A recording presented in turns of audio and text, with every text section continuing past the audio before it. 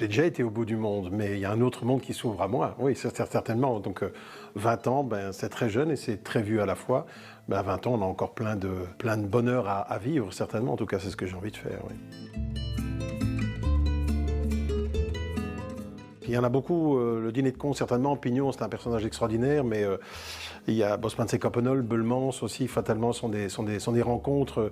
C'est un peu comme si on jouait Cyrano quand on joue Beulmans. C'est ce que mon père disait. Il dit, voilà, pour lui, c'était ça. Donc oui, il y a beaucoup de personnages, mais tous les personnages shakespeariens sont des personnages qui m'attirent très très fort. C'est en moi. Et je pense que dans tout personnage shakespearien, il y a tous ces pignons, il y a tous ces personnages comiques. Et le comique est la chose probablement la plus difficile à faire.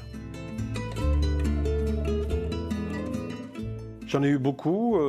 Il y a eu Roger Dutoit, qui n'est plus, qui était vraiment quelqu'un pour moi. Il y a mon maître qui m'a donné cours, c'était André Debar.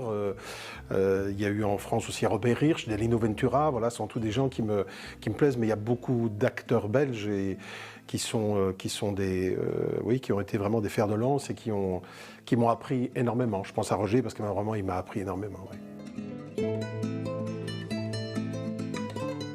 Falstaff, peut-être. Mais c'est un autre comique, de nouveau, on revient à Shakespeare. Falstaff, il y a le bourgeois gentilhomme, certainement, que je ferai certainement un moment dans Molière. Et puis toutes les pièces qui n'ont pas encore été écrites, qui vont être écrites, qui vont avoir de beaux personnages. Oui, j'aime bien découvrir aussi, prendre des anciens et puis de me dire comment on peut les remettre à la sauce de maintenant et puis découvrir de nouveaux personnages. Ouais.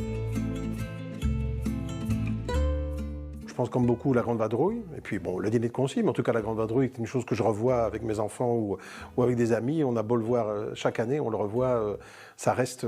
Et puis il y a les Tontons Flingueurs, il y a les Barbouzes, enfin c'est toutes ces personnes, tous ces grands films français qui sont extraordinaires, dans les comédies en tout cas. Oui, évidemment, ça arrive à tout le monde. Et je ne vais pas citer le nom de la pièce parce que c'est vraiment trop... mais c'est ce que je disais à mes acteurs, parce que j'ai pris un bouillon financier à ce moment-là. Je disais à mes acteurs de m'appeler Knorr ou Liebig, parce que c'était vraiment un bouillon que j'ai pris. C'était horrible. Donc soit les spectateurs adoraient le spectacle, soit ils détestaient. Bon voilà, ça arrive, c'est comme ça. Mais on ne peut pas savoir tout à l'avance.